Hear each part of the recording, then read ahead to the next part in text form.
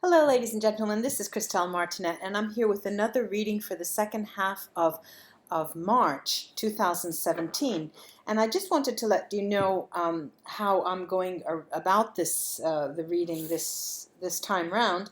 And as always, I will use my Vera Sibilla deck, and I'll be using this first off this time. And then I have a deck that warrants a bit of an explanation.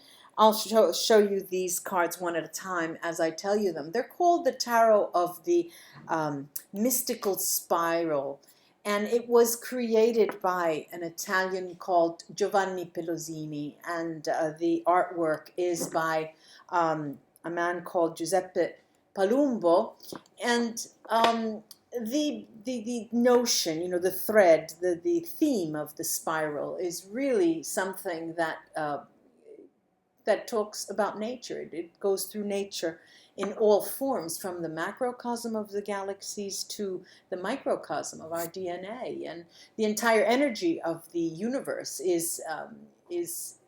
acts in helicoidal motion in some way.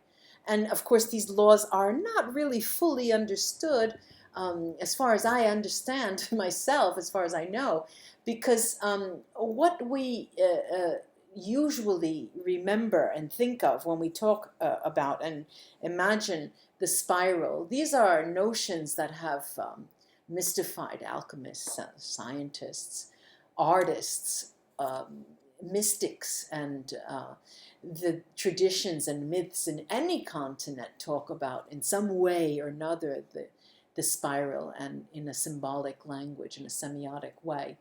And even in the mystical traditions, the great mystical traditions and esoteric mystical traditions of the West and the East, is inspired by the spiral. So come with me, and let's use this initiatory deck. This is an initiatory deck. It's the symbolism shows us, it talks about, it tells us about a path of initiation, and it invites us to make a quantum leap in our consciousness, and to go there among the sage, the wise men, and understand the secrets behind Gothic cathedrals, or invites us to dance with the dervishes, or the Maoris, and meditate with the yogi, or even go travel with the Vikings, and dragons, unicorns, and sphinxes, and minotaurs, with archangels, the Knights of the Templars, and try to find out the ancient the secrets of humanity and of life itself. So come with me, and we'll use this deck to clarify. And every time I pull the cards, I'll say what the card specifically means in this deck, and try to see if we can get clarification using that. So off we go to those readings, ladies and gentlemen.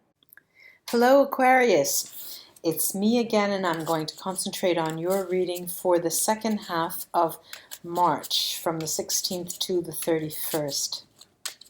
Let's see what's in store for you, Aquarius, for the second half of March. The second half of March, Aquarius. Let's see what's in store for you.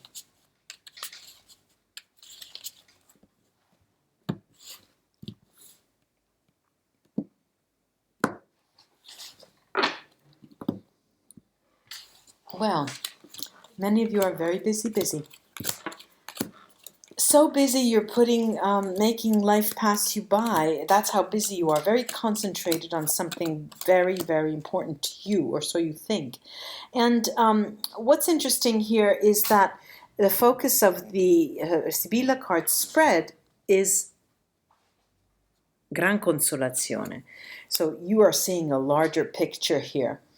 But there are two enemies here, a male and a female enemy. Now, I always say they could be male, they could be female. There are two, nonetheless, and they're knighting each other. They have a relation of some sort. Now, I'd like to get to the bottom of that right away. And another area that I'm looking at that, well, the male enemy is someone who may be partnered, because I see the donna maritata, the woman with child, right next to him. And the female enemy could be you and a partner. All right, could be you and a partner, or you and another person who should not be partners, but that's how come you come out as enemies.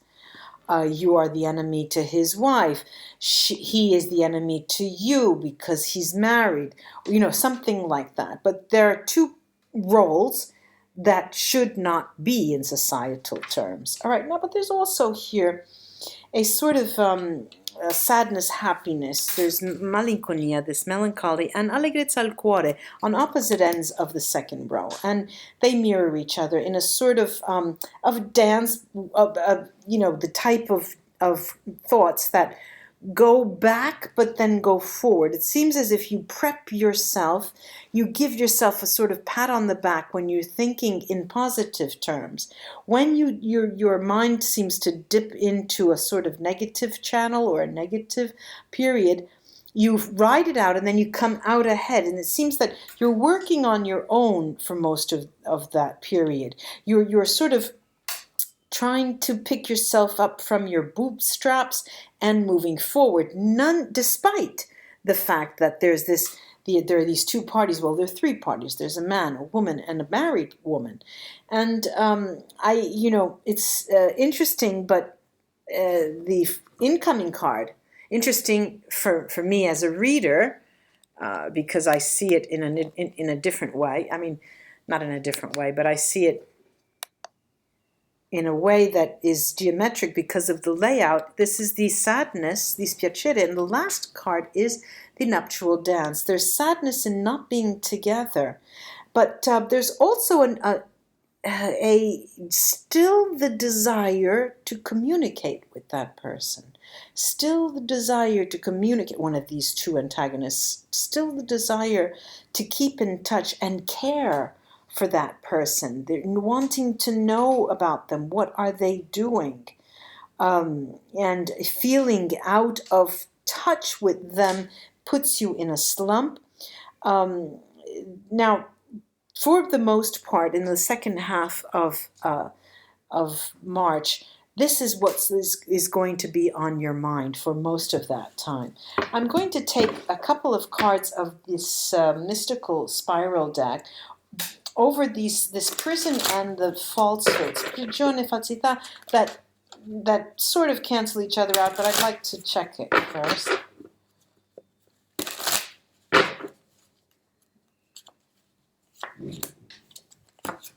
Okay, so what do I have here? I've got the Ten of Pentacles and the Knight of Wands.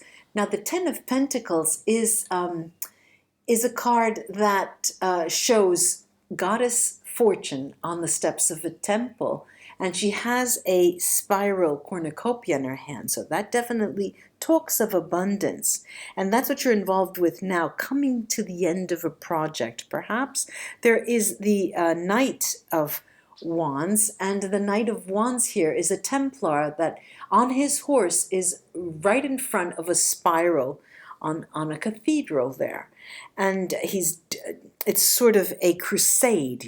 There is a crusade of standing your ground in some way, in abundance, though, in the sensation of abundance. So these two are definitely canceling themselves out, and you feel that the more you stay put and the more you stand your ground, the more abundant you will be, and this is what I'm seeing from the cards.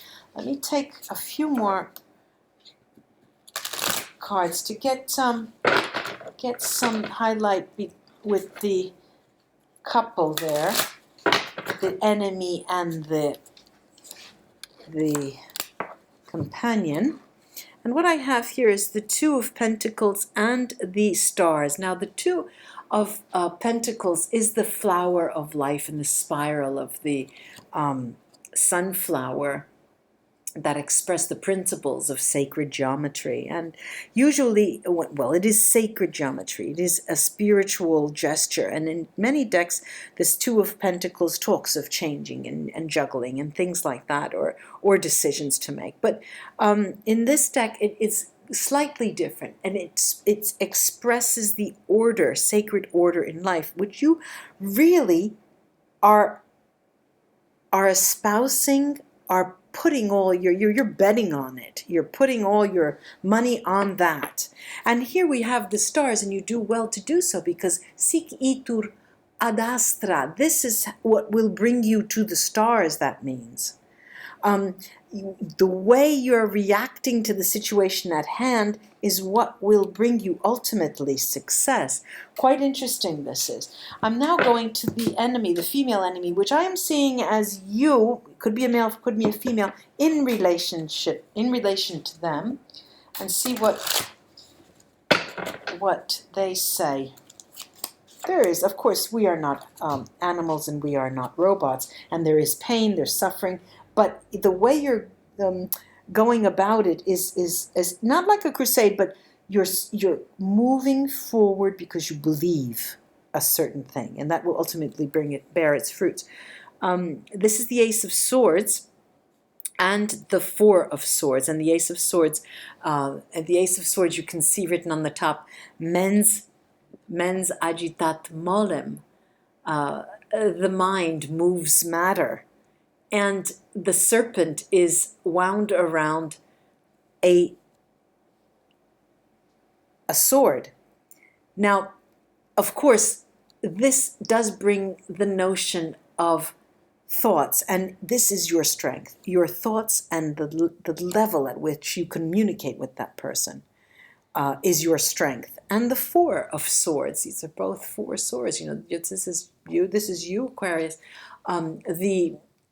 The warrior is in front of a Celtic cross on his knees.